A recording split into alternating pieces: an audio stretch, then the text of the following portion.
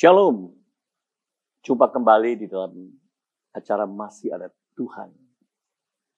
Renungan hari ini saya sampaikan tema Ada Suara Tuhan. Mari kita membuka ayat awal dalam Roma 11 ayat 36. Saya bacakan buat saudara ya. Sebab segala sesuatu adalah dari Dia, oleh Dia, dan kepada Dia. Bagi Dialah kemuliaan sampai selama-lamanya.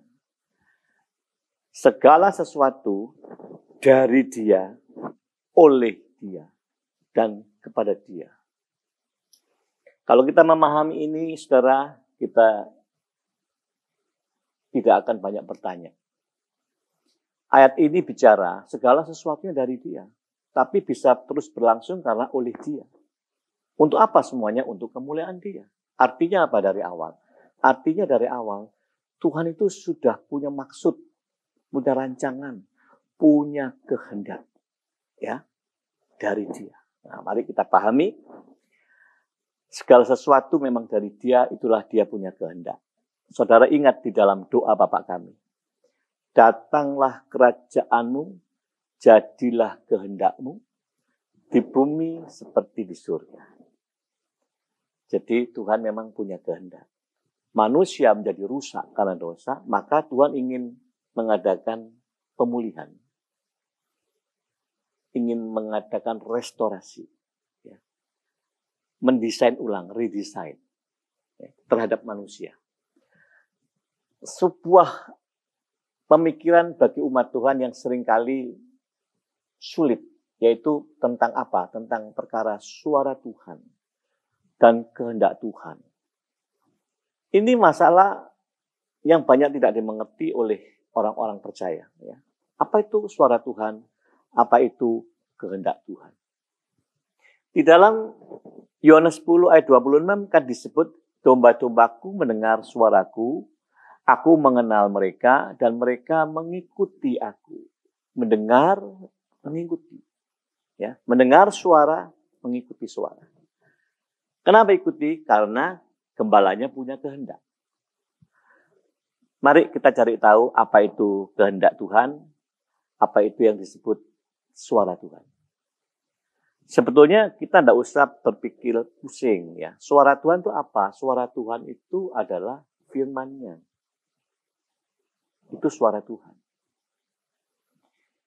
Perkara nanti saudara merindukan audible atau enggak. Ya. Mengucap syukurlah kita hari-hari ini. Sebab sudah ada tuntunan. Kalau zaman dulu tidak ada Alkitab yang menuntun kita. Hari ini sudah ada. Dan suara Tuhan itu ada di situ. Apakah Tuhan tidak bisa audible hari ini? Sangat bisa. Tapi saya percaya Tuhan tidak suka untuk audible dengan manusia. Jadi bingung manusia. Ya. Nah, di dalam Alkitab ada apa di situ? Itu yang isinya suara Tuhan. Ada apa? Ada kehendaknya di situ. Nah, inilah yang penting. Bagaimana kita tahu apa kehendak Tuhan di Alkitab itu? Ya. Saudara boleh catat. Yang pertama di Yohanes 6 ayat 29. Ditulis begini. Inilah pekerjaan yang dikehendaki Allah, yaitu hendaklah kamu percaya kepada Dia. Hendaklah kamu percaya kepada Dia yang diutus. Supaya orang percaya Yesus. 1. Matius 9 ayat 13. Yang ku kehendaki ialah belas kasihan, bukan persembahan. Jadi yang dikehendaki Tuhan itu adalah kasih. Ya. Belas kasihan itu kasih. Bukan cuma korban-korban saja. Belas kasihan. Yang ketiga, Filipi 3 ayat 10. Yang ku kehendaki ialah mengenal Yesus dan kuasanya. Saudara bandingkan antara mengenal dan tahu. Banyak orang Kristen itu sekedar tahu saja. Belum tentu mengenal. Walaupun cukup panjang dia jadi Kristen. Tapi dia tidak mengenal. Ya. Yang keempat. 1 Tesalonika 4 ayat 3. Inilah kehendak Allah. Apa itu kehendak Allah? Pengudusanmu. Jadi Tuhan sangat memperhatikan perihal kekudusan. Makanya ayat yang ini katakan, kau tidak akan melihat Tuhan tanpa hidup kudus. Yang kelima, 1 Petrus 2 ayat 15. Sebab inilah kehendak Allah, supaya kamu berbuat baik.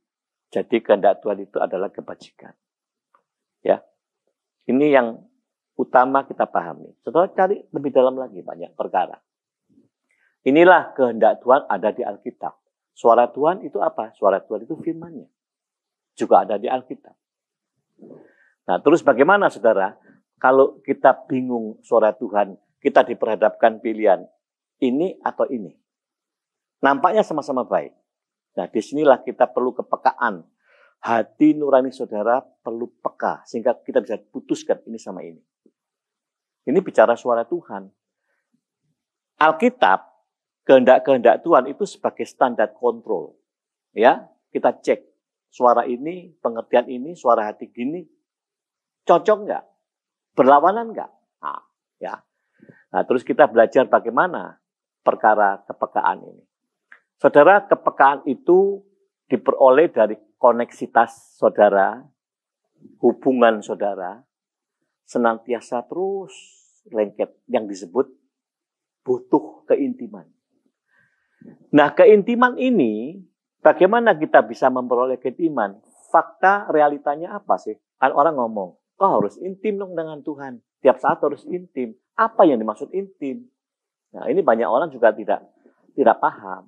Intim itu maksudnya saudara harus tetap hidup di dalam ketaatan terhadap Tuhan.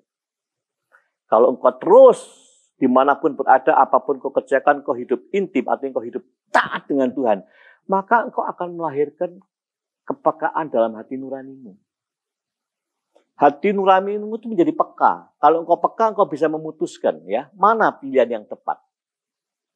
Jadi saudara, sekali lagi, tidak ada jalan pintas untuk saudara memiliki kepekaan. Nggak ada jalan pintas. Ini proses yang saudara harus masuki proses itu. Oleh sebab itu firman katakan, renungkan firman siang dan malam. Supaya apa? Supaya semuanya masuk di dalam hidupmu, dalam hatimu, dalam hati nuranimu, terus akan muncul. Sampai dalam pola pikir yang benar. Ya, sampai mempengaruhi jiwamu, perasaan, pikiranmu, semuanya benar. Sekali lagi, saudara, yang dimaksud keintiman adalah hidup ketaatan kapanpun dan dimanapun kau berada. Latihlah hidupmu dengan ketaatan, kau akan jadi umat Tuhan yang punya kepekaan. Amin.